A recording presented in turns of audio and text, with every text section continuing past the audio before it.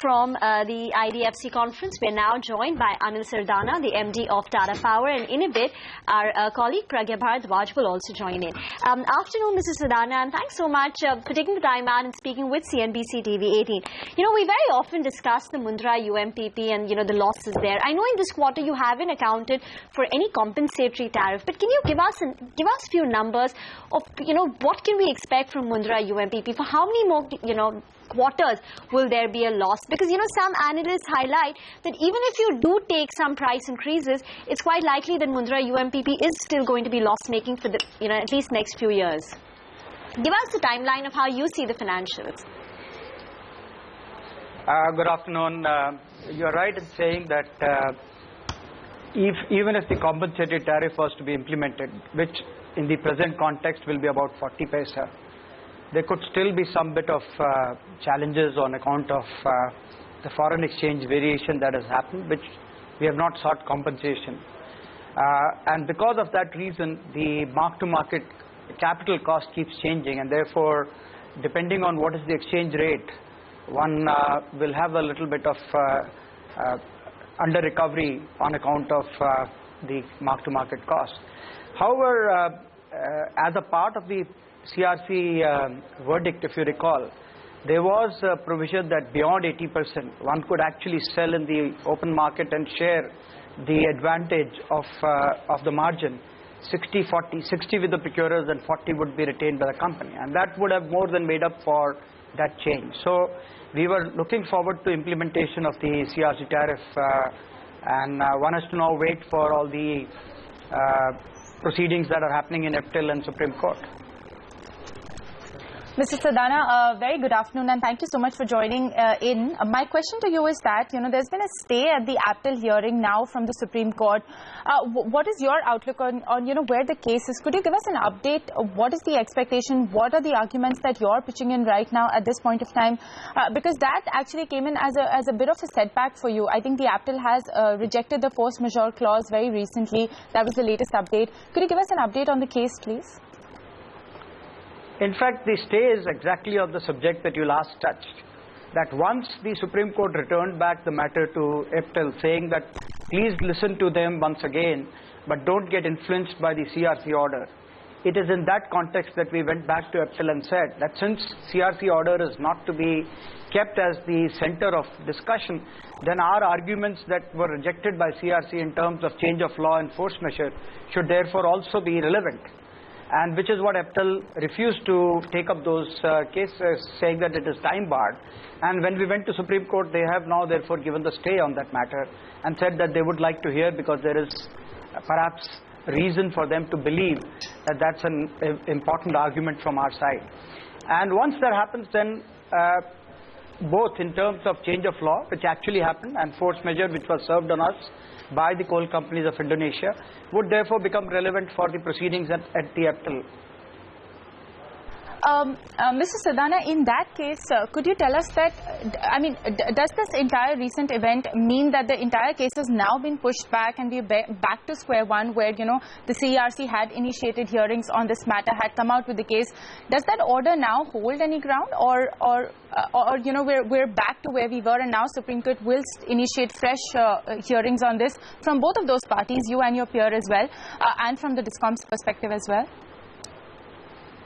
I think you need to be clear. There are two different branches to this case as are progressing now. Supreme Court is going to hear regarding our plea of change of law and force measure, and FTL will continue to hear on the possibility of change in tariff. So the two are going to run parallel.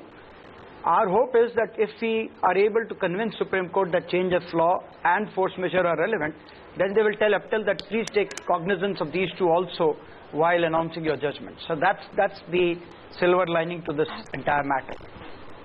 Okay, Mr. Sardana, let's move away from this. Another sense that is emerging is that if there is no early resolution on this particular issue, companies like you may even look to move out of this project altogether. And there are companies within the space that have made clear their inorganic acquisition plans, just very plant specific. Would that even be an option that Tata Power at some point of time could consider? It's a known fact that we are today suffering close to about 1,400 crore loss with the coal prices being suppressed. Now, under any circumstances, we cannot continue to bear these losses, and there is an erosion of net worth, there is an erosion of the entire equity base of the project. And if that continues for a little longer time, naturally these projects will come to a closure, and what a pity it will be, because even with the regulated compensatory tariff included, the tariff still comes to 2 rupees 75-80 paisa. Now imagine, with imported coal you are able to deliver power at 2 rupees 80 paisa. Can there be more competitive source? And it will be a pity that such a nice national monument will actually go a begging. Mr. Sardana, my next question is, with regards to the results, we did not get a chance to interact with you. Very broadly speaking, this time the coal realizations and that business of the company took quite a bit of a hit.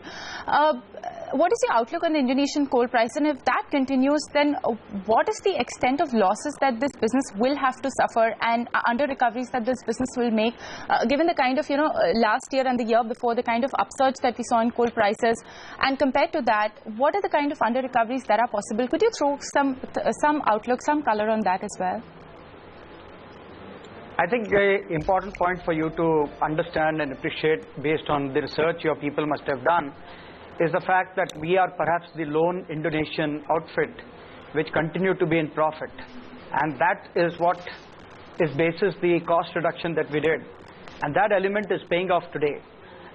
Yes, the commodity prices are very low today. As you know, that coal prices have come down to about $63 FOB.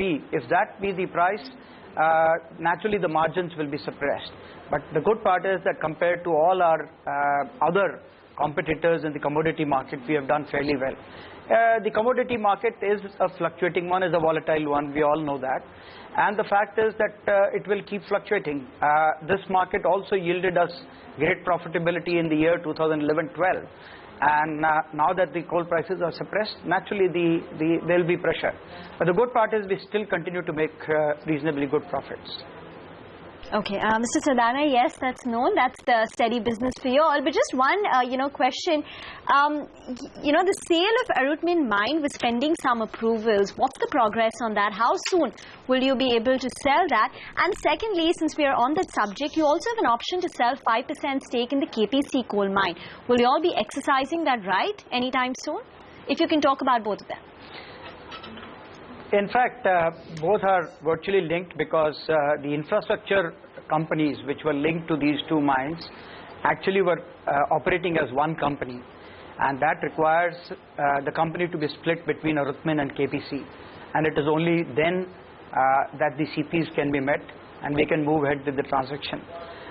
Since the entire infrastructure which is linked to these two companies is a massive one, and therefore it is taking a lot of time by lenders' permission, etc., we are hopeful that within this financial year we should be able to achieve closure.